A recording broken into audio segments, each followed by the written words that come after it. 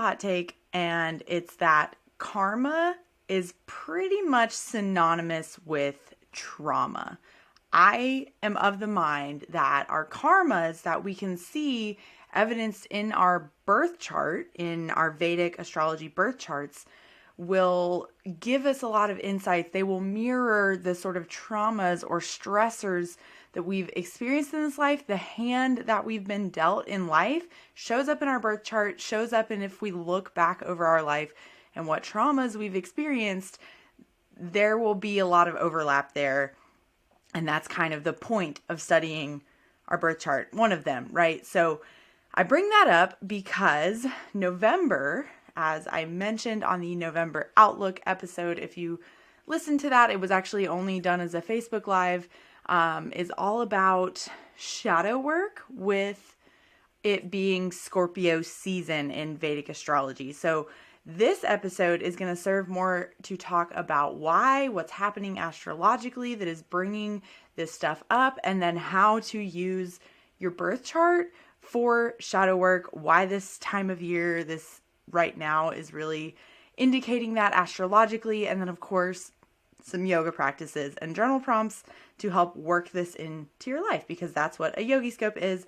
You are listening to the Yogi Scopes podcast. I'm your host, Rosemary Holbrook, and each week I bring you a Vedic astrology update, but I don't just tell you about the astrology because that wouldn't be very meaningful to your life, right? I always end with yoga practices and journal prompts to help you embody the astrology, to help you make meaning of it in your life, that's like the point, I guess, that I get out of studying astrology. I was just asked this by somebody yesterday, was like, why do you study astrology? What use do you get out of it in your life or in your client's life? And that was the answer for me was, it's a helpful tool for self-study. Like I was saying, to look back over the course of my life and see how those traumas or karmas are showing up for me, things I've had to work with, things I've had to learn and grow through, and to then live more intentionally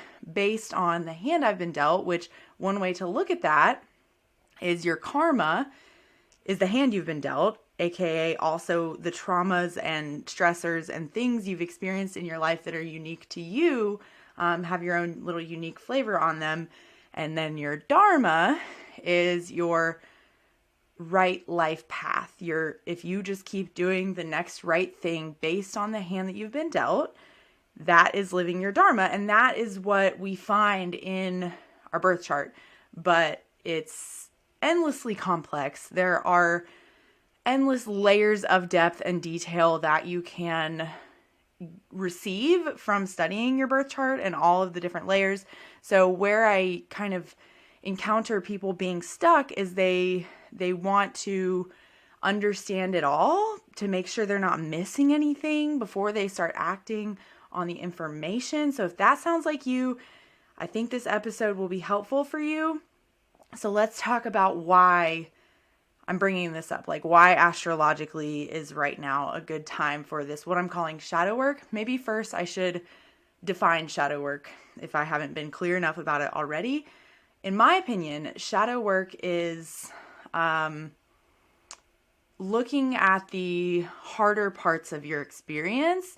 We have our light side, I suppose, our highlight reel that we might post on social media, the things about ourselves that we're proud of, want to share with others, that kind of stuff. But within us all, there are tougher emotions, tougher experiences to wrangle with, and that kind of stuff doesn't really ever go away, even if we are in a really quote unquote good time, like maybe life is going well, don't have many complaints. There's always a shadow to be wrestled with, and the shadow is the parts of yourself that you might not want to share with other people, and so that can be good or bad. I think there is this like valence being associated with like the light is the good and the shadow is the bad, but the whole idea of shadow work is feeling really integrated with the parts of yourself that like removing that valence, basically just feeling integrated with the parts of you that may be more or less socially acceptable, I guess, if that makes sense. And so that really comes down to working with tougher emotions. You know, we hear, maybe you heard the term toxic positivity before. I actually did a whole episode about it on the Science of Light. I did a few episodes about it. I haven't put that podcast out in like 6 or 8 months now. It's coming back. I promise. It was fun for me to do, but I've been building the big Astrology for Yogis course for the last 6 or 8 months, and it just took up enough of my attention and bandwidth that I wasn't putting out new Science of Light episodes. But there's some good ones over there around integrating emotions and not falling prey to that toxic positivity.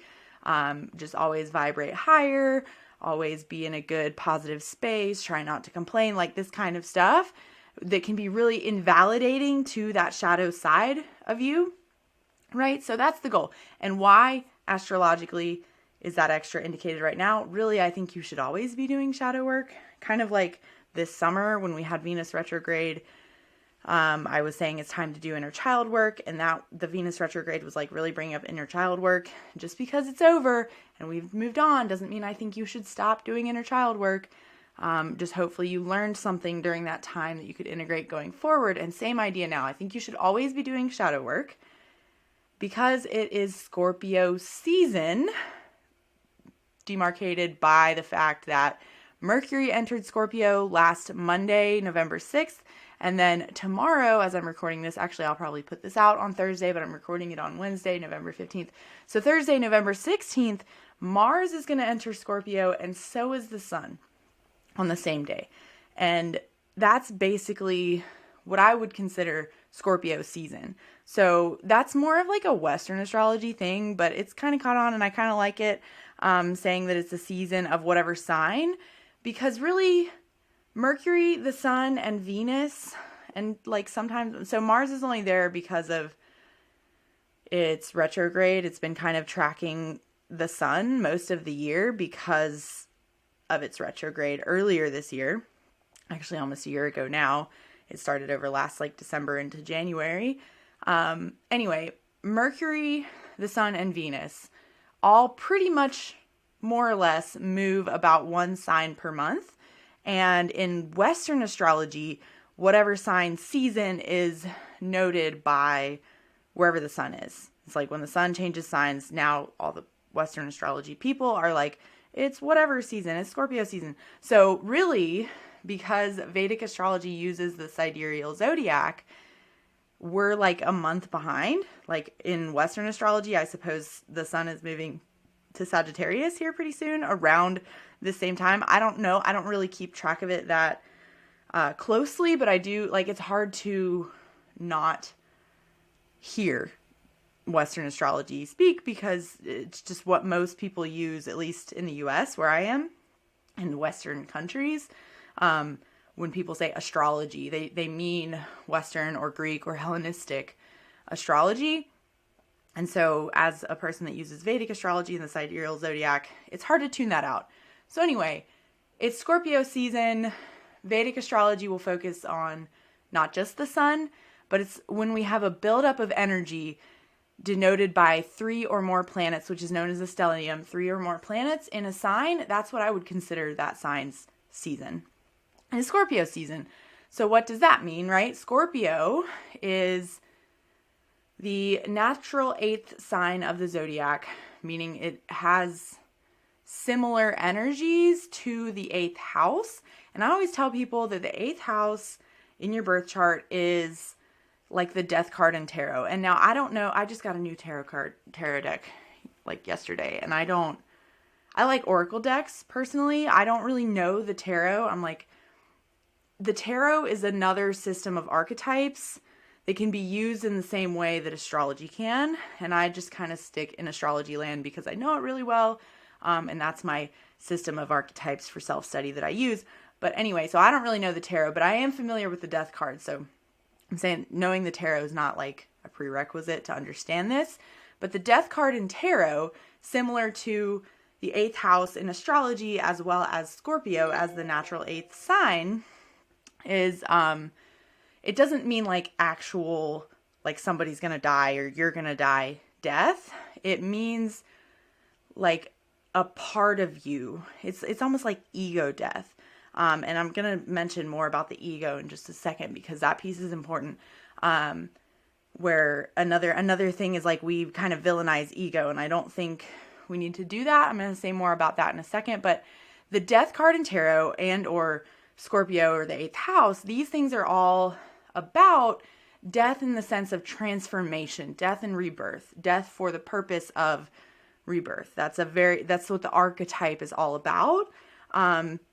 Where you can't really step into a new whatever, like you're trying to manifest or do or be, you can't really step into that without letting some less aligned way of showing up or identity or whatever go. Even if that thing that you're letting die, that identity, piece of your ego, situation, relationship, role, whatever, even if it's good, it doesn't necessarily have to be a bad thing that you're letting go. You are just letting something fall away in favor of something that is more aligned.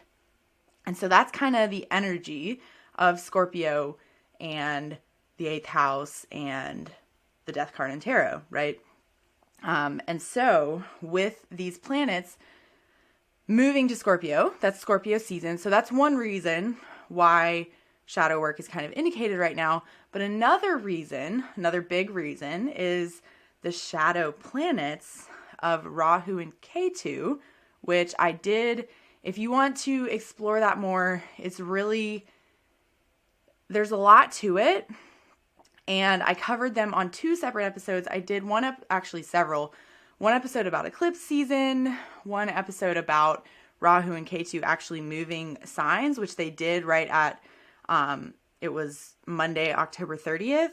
And then another episode about for each sign. I talked for like 10 minutes for each sign, what this big shift would mean for you individually. So if you want to revisit those resources, I highly recommend it. It's also in written format in the membership. If you want, people tell me it's helpful to be able to just glance at it and it kind of jogs your memory instead of having to re-listen to all the podcast episodes. But if you have time, I do recommend doing that too.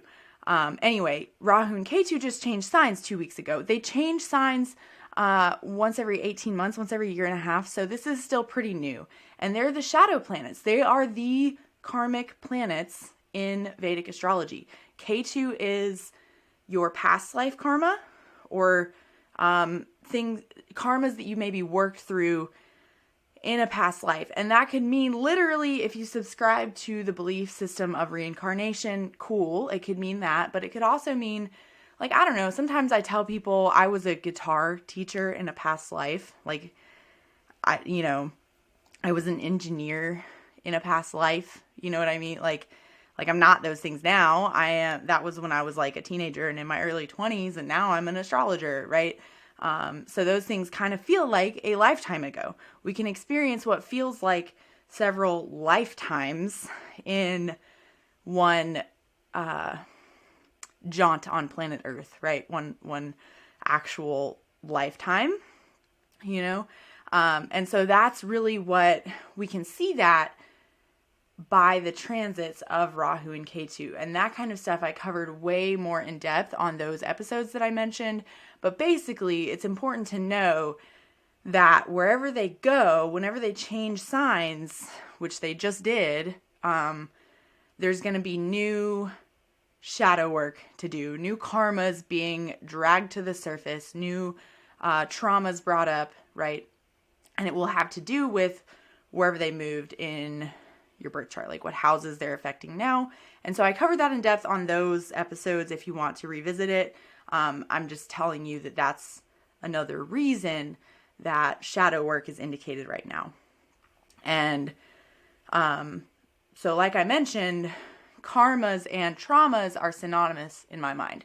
We study our birth chart because it shows us our karmas and our dharma. It shows us the hand we've been dealt in life, and based on that hand we've been dealt, therein lies our dharma. What should we be doing in this lifetime, in this planet Earth? And the way I look at dharma, the way I understand it, is following your dharma means easing the suffering of collective suffering of humanity, of the world, of living beings by being the person you needed when you were younger. Like looking at your hand you've been dealt, what skills you've gained through the living you've done, what karmas you've worked through, and trying to prevent others from going through that similar suffering because you have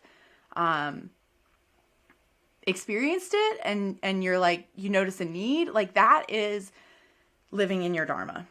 That is your true purpose. And that's the way I look at it.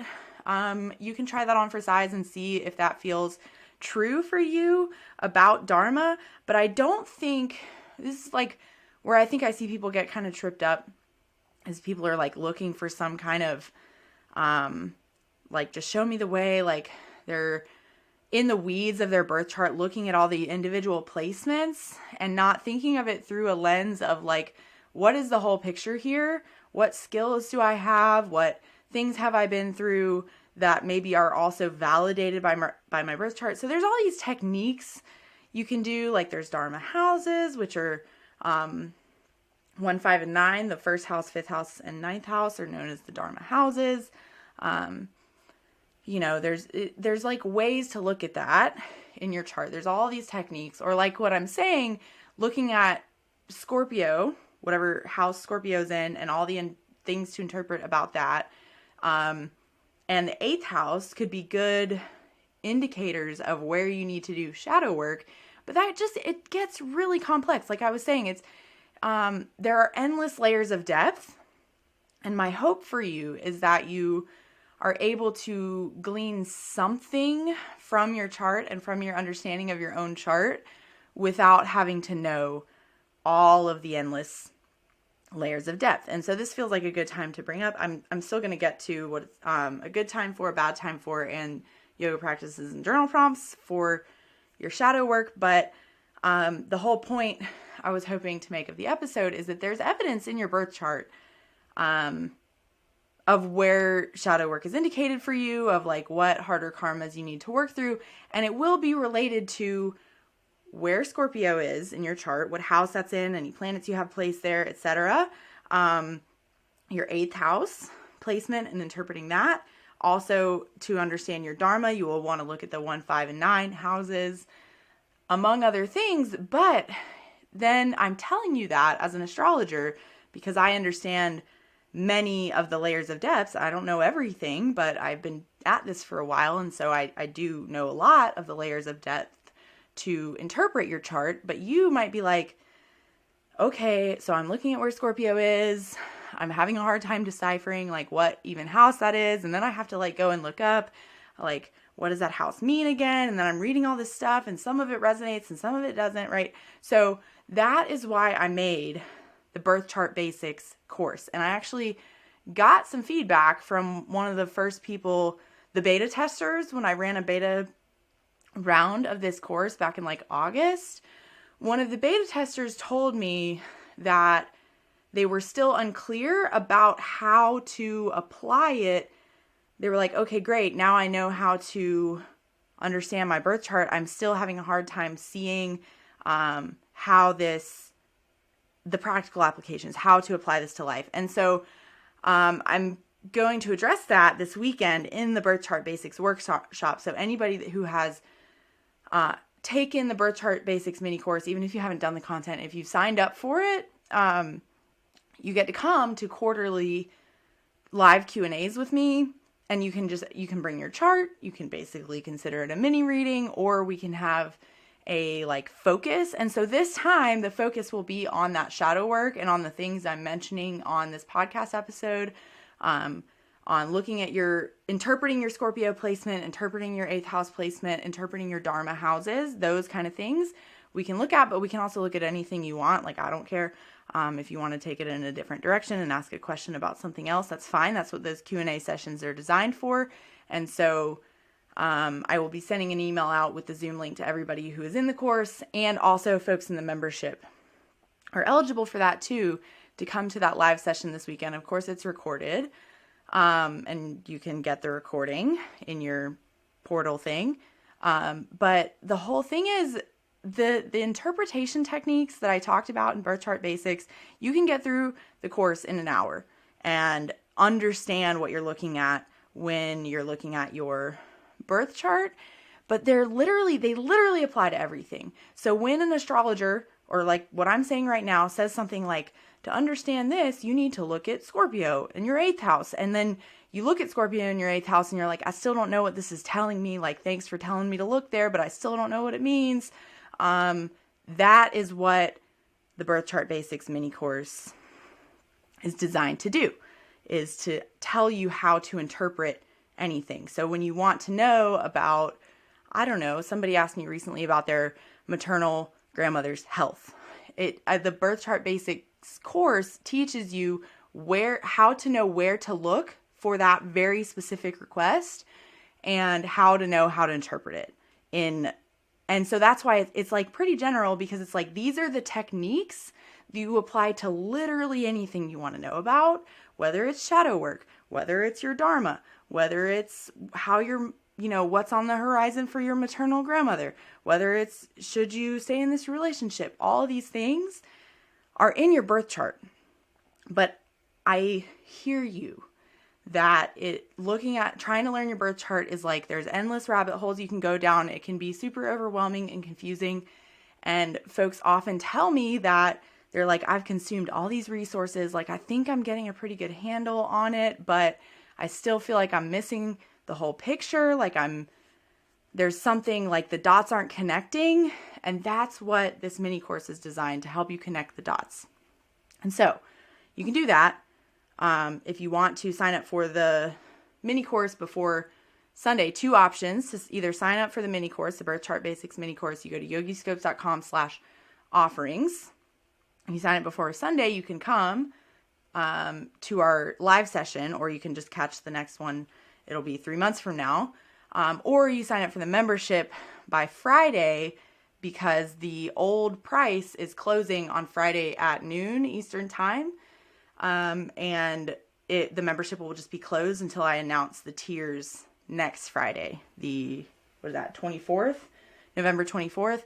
I will be announcing the new tiers to the membership. And for anybody that is in the membership by this Friday, will be grandfathered into the highest tier, which will involve yoga therapy sessions with me. So it's super awesome. Check it out.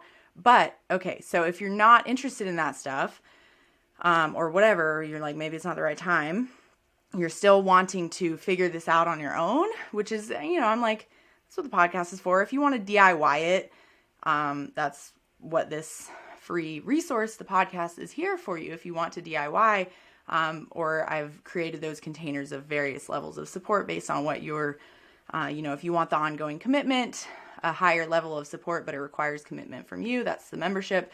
If you want just kind of like a quick win with no big commitment, that's the mini course, right? And you can find both of those at yogiscopes.com/offerings. Anyway,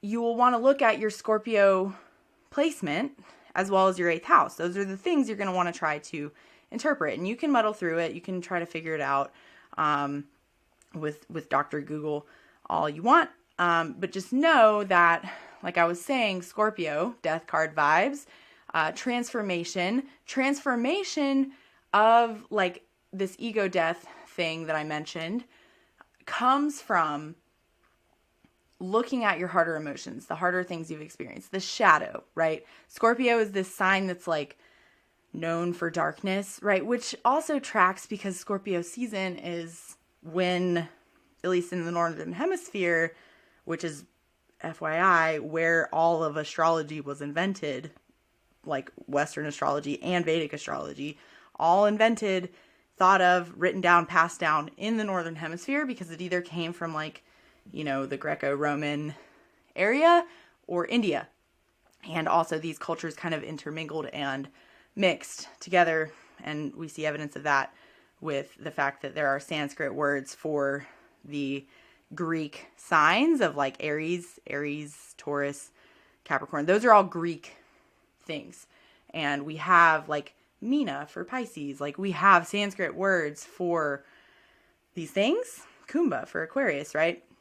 That just to me shows that there was some intermingling going on. with astrology. But all of it came from the Northern Hemisphere. And in the Northern Hemisphere, as the planets, as Scorpio season is happening, Mercury, Venus, Sun are moving into Scorpio, we are seeing the sun is out less in the Northern Hemisphere. In the Southern Hemisphere, it's out more. But in the Northern Hemisphere, these are when our days are getting shorter. We are entering into the time of darkness. So in a literal sense, Scorpio season is entering into the time of darkness. In a more spiritual sense, it's a time to sort of dance with your shadow.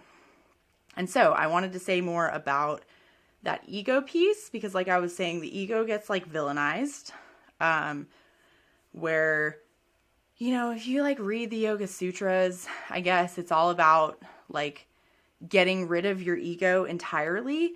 And I just want to point something out, that works if you're an ascetic. If you are going to be like a monk in a cave or whatever, you know, just meditating and being only in the spiritual realm, fine, get rid of your ego. There's no need to like even have a name or like quirks about you if you're just going to meditate in a cave and be a spiritual ascetic up, you know, on the hill on your little spiritual pedestal. But if you're going to be a householder, the Yoga Sutras were not written for people who had intentions to be householders. Like, I just want to point that out. Like, I think there are folks out there that are like, if you're a householder, the Yoga Sutras don't even apply to you. Stop taking them out of context. I think there's like still value there, but you just have to apply what you're getting from the Yoga Sutras or other spiritual texts, other Vedic texts, with the knowledge that they weren't written for householders. And if you are listening to a podcast like on a smartphone or whatever, where your Alexa or whatever the hell you're listening to this podcast on, YouTube, you're a householder. Like, sorry to break it to you, unless you're going to give all that up and move to a cave and whatever, an ashram, whatever, you're a householder. And so you can't really completely do away with your ego, because you have to have an ego and an identity to exist in the world. Like, you just do, to be a householder. And so the goal should not be to completely rid yourself of your ego, but to just not let your ego control you, right? To not be just pushed around by the wants and desires of your ego, of your flesh suit or whatever, you know? So I just want to give that clarity and that context, that like the ego is not the enemy as a householder, as a person who exists in the world with a job and a house and things that belong to you, to your ego. Those things belong to your ego, not your spiritual self, if that makes sense, right? And so tantric philosophy, forgive me if I'm oversimplifying this. That's been my new pet project to study. New rabbit hole I'm going down is like tantric philosophy, and how it sort of differs from, or is like adds on to Sankhya philosophy, which is where Ayurveda and Vedic astrology sort of originated. That's with Sankhya philosophy. Tantric philosophy is all about integrating that there is no separation between our Purusha and our Prakriti, our earthly self and our spiritual self, right? So that's what I'm hoping the whole idea of this shadow work is about, sort of integrating the spiritual self, not being controlled by your ego self, not being just pushed around by your earthly desires, but also like you just can't, like you have to have those things, right?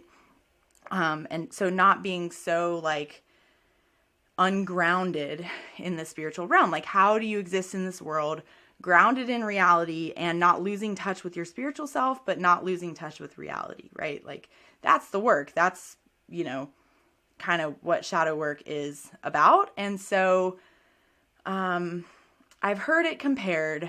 This actually came from, I'm listening to an audiobook right now called How to Be More Loving, and it's by, I want to say Danielle Laporte. I could be getting that wrong. If you want to know, you can ask me. You can send me a message on social media or something. I'm at Yogi Scopes on Instagram or on Facebook. I'd be delighted to hear from you in the Yogi Scopes Facebook group, the Yoga Horoscopes Facebook group. But I'm pretty sure it's Danielle Laporte, How to Be More Loving. And so in her chapter in that book, she was talking about basically the ego is the shadow. And the light is our spiritual self. And so, the brighter a light gets, the more shadow there is. Like, you ever been outside on an overcast day? Actually, when I was a kid, I had a friend whose mom was a dermatologist, and she said, if you can see shadows, then you are getting sun exposure, right? So apply that here. So she was saying, and like, we were like at the pool. That's why it just sticks out in my memory. I was at the pool with my friend's family. Her mom was a dermatologist. And I was like, I don't need sunscreen, because I was like 8 and didn't want sunscreen. I wanted to get in the pool. And she was like, I was like, I don't need sunscreen. It's cloudy out, right? And she was like, look under that chair, that pool chair. There's a shadow there. That means you're getting sun exposure, which makes sense logically, right? So you need to put on sunscreen. And so in this analogy, if you're outside on an overcast day and you're like, there's no shadows, right? Or like the shadows are very dim, right?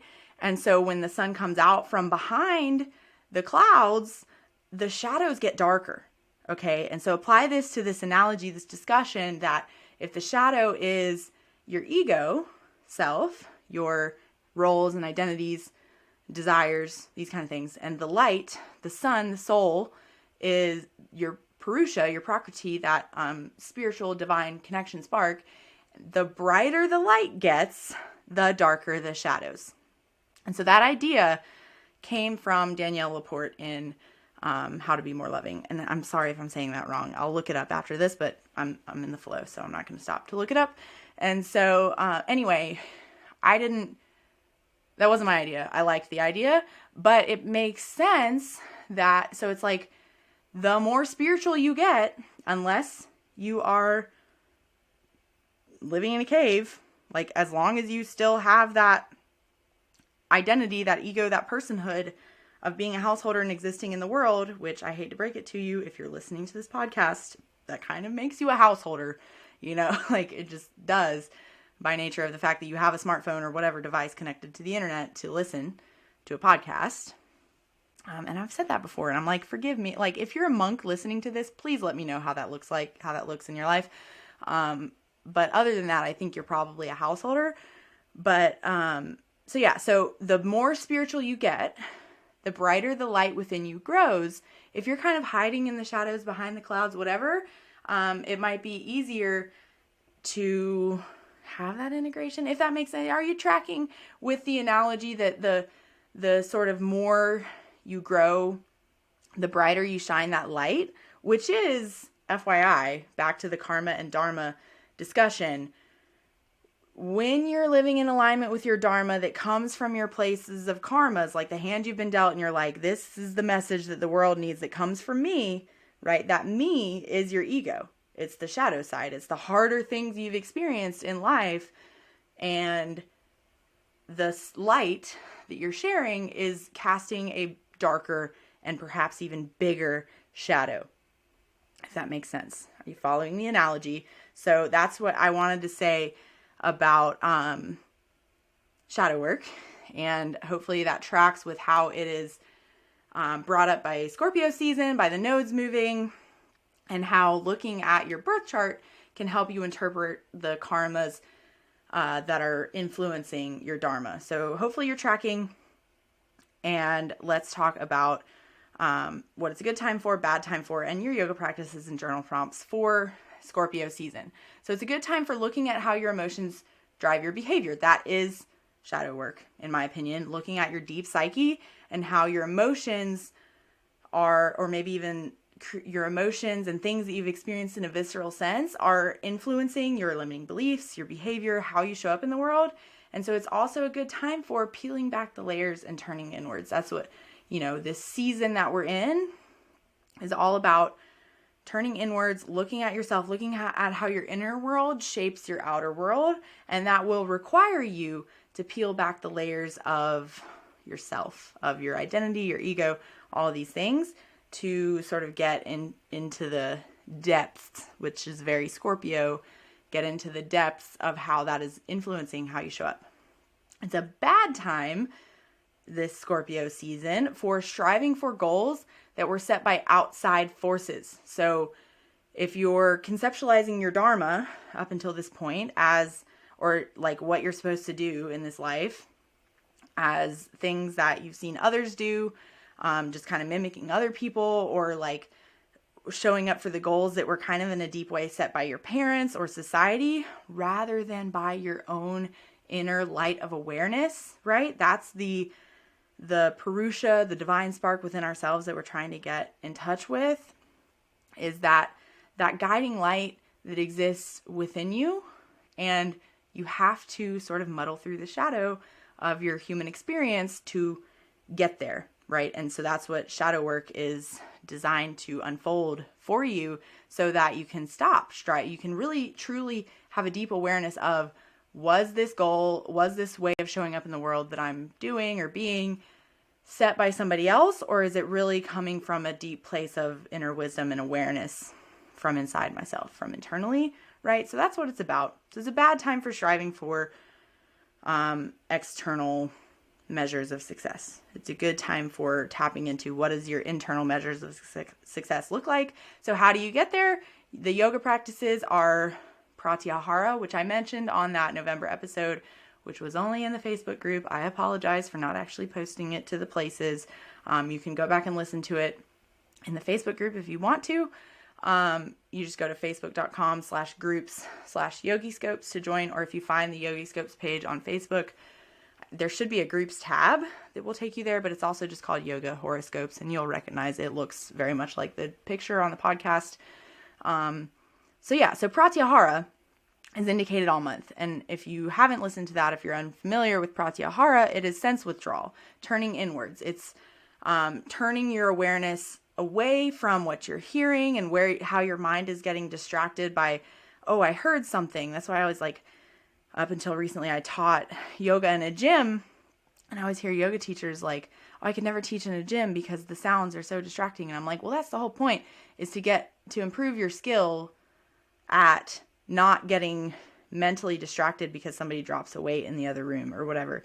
Or, the whole idea is to facilitate your ability to turn your awareness inward despite the constant craziness that will always be going on externally. You could follow the impulses of your senses and your physical body, or you could practice pratyahara and turn your awareness inward despite what your senses are doing. And so here are some new ideas of how. One is to put your phone on Do Not Disturb more often, unsubscribe from email lists, and can you tune out the noise as often as you can, whether that's just, I don't know, not having music on while you drive or something, or like whatever. Just be intentional with the practice of not always having to have sensory stimulation as a practice, if you can. And an additional way to do that is to just be in the void. Can you be in the void of, we're in a season of letting go. Like this whole season we're in is letting go, paring down. So can you let go of some commitments or obligations or ways of being without, for a minute, having anything to fill the space yet? Can you intentionally say no to things so that you can keep space open in your life and in your being as a practice? That is the yoga practices for Scorpio season. So your journal prompt, I only have one, and I would hope that you might explore it with your birth chart. What patterns, especially emotional patterns, have followed me around my whole life? And this is going to require a deep level of awareness. So what I hope that you do is that you free write on this until you start to get to the gold. That's why it's only one journal prompt, because I want you to go deeper than surface level. That's the whole point. Maybe you just stick to what patterns have followed me around my whole life, ways of being, emotional patterns. And if you want to dive into it with your birth chart, please do so. Grab the birth chart decoder.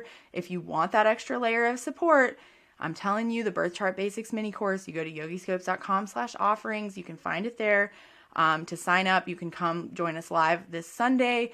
The course is self-paced. You get immediate access to, it's like 11 lessons. They're all like 5 to 10 minutes. I'm telling you, you can get through it in an hour and understand what you're looking at and how to interpret it on your own. And you also have access to the Birth Chart Basics mini course in the reading or in the membership. And for everybody in the membership by Friday, will be grandfathered into the highest tier, as I mentioned, which will be basically the membership as it currently is, plus 6 yoga therapy sessions with me and a reading. It's like a new Jota therapy, what I'm calling it, tier of the membership. And so for everybody that signs up by this Friday, November 17th at noon, you will be grandfathered into that. So you're also welcome to email me or message me on social media with any questions you might have ahead of that deadline on Friday. And I hope to see you, whether you're a member or just a person who has purchased the mini course, in our live Q&A session this Sunday, November 19th at 11 a.m. Eastern Time. So until then, please keep your feet on the ground, your head in the stars, and stay in the light. Until next time, friends, take care.